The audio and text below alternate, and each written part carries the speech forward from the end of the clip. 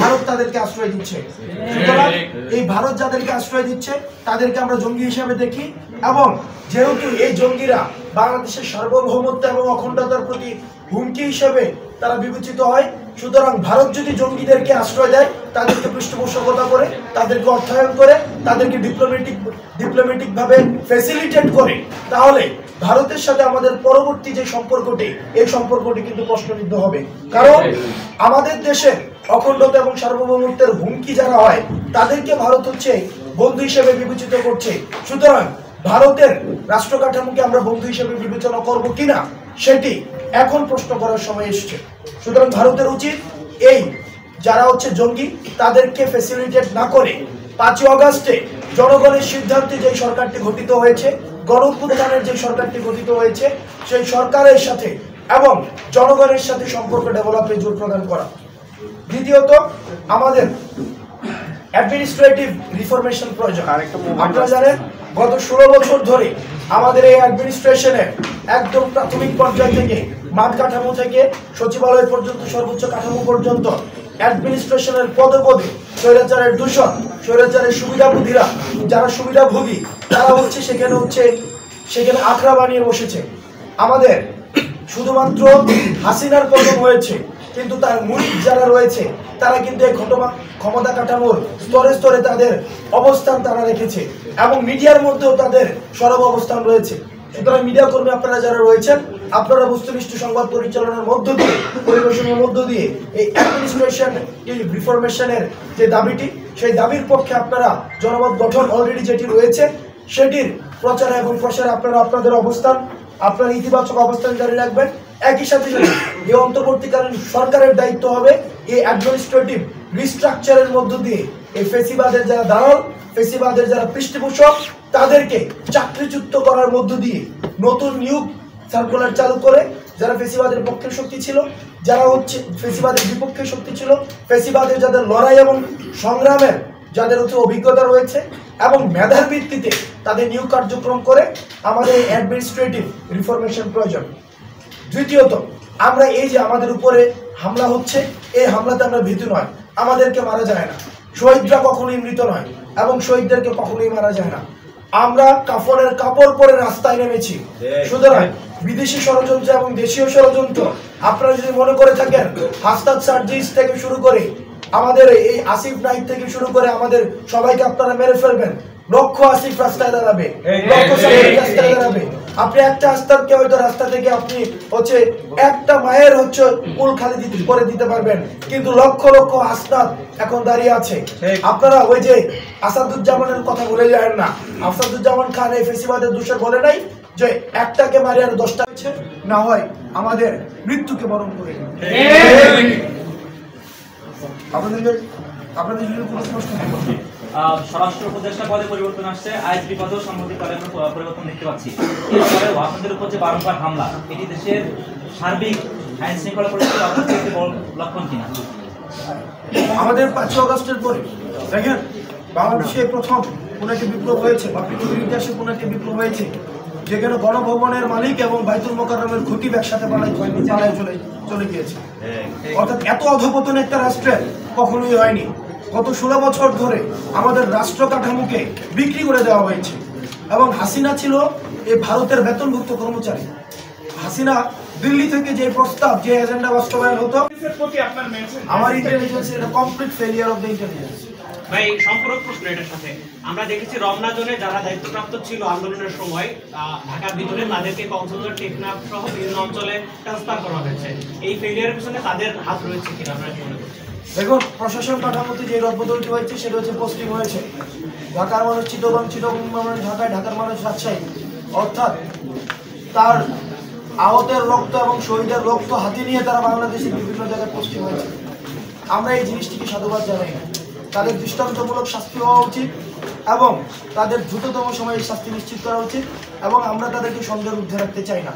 যারা এই 16 বছর হাসিনার লেসপেন্সারগিরি করেছে, সুবিধা নিয়েছে, যারা এই ফেসিবাদ কাঠামো প্রতিষ্ঠিত করেছে, তারাই আবার অন্তর্বর্তীকালীন সরকারের আমরা যে শক্তি, আমরা যে এই বাংলাদেশ গঠন করছি, এই গঠনে তারাই আবার এখন সহযোগী হিসেবে রূপ পাল্টিয়েছে। সুতরাং তাদের এই পাল্টানো রূপকে আমরা স্বাগত জানাই না, এই জন্যই আমরা দাবি তুলেছি যে অ্যাডমিনিস্ট্রেটিভ রিকনস্ট্রাকশন বা রিস্ট্রাকচার সেটি হতে হবে। আমি একটু জানতে চাই যে এই আমরা দেখেছি যে অনেকের নামে মামলা হয়েছে, আপনি যে কথাটি বলছিলেন যে অনেকে এখনো পর্যন্ত ফ্যাসিবাদের দোষর যারা আছে তারা ঘাপটি মেরে আছে, তো মামলা হয়েছে, অনেককে অ্যারেস্ট করা হচ্ছে না, আবার একই সাথে বলা হচ্ছে যে কিছু মামলা বাণিজ্যও চলছে। তো এই মামলা বাণিজ্যের কারণেই কি অ্যারেস্ট, মানে যারা ফ্যাসিবাদের দোষর তাদেরকে অ্যারেস্ট করছে না, এমনটি আপনি মনে করছেন কিনা, বা এক্ষেত্রে প্রশাসনের প্রতি আপনার মানে দাবিটি কি থাকবে? আমরা হচ্ছে রাষ্ট্রের সর্বোচ্চ বৃহৎ স্বার্থকে উপেক্ষা করে কিছু রাজনৈতিক দল তারা রাষ্ট্রের বৃহৎ যেই লক্ষ্য জনমানুষের আকাঙ্ক্ষাকে বিজ্ঞানগুলো দেখিয়ে তারা মামলা বাণিজ্য মেতে রয়েছে।